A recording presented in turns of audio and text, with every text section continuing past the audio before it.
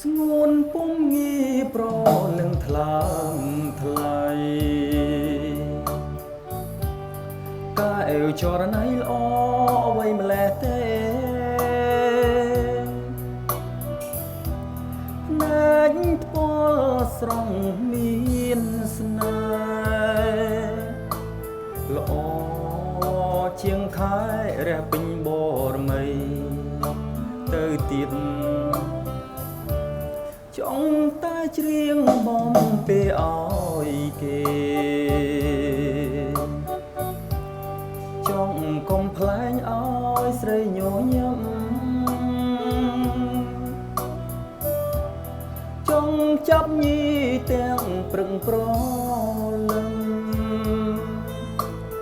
ចង់តែផ្ទឹមរៀបការនឹងអូ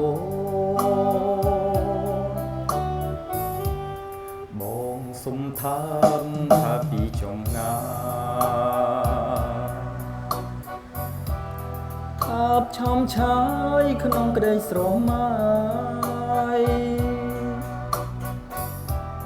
សូមយល់សុំទាំងយំទាំងថ្ងៃឃើញតែថ្លៃគុំឃើញអ្នកណាសូមសារភាពក្រាបដល់ធរណីលើកដៃពីសំពះអង្វរ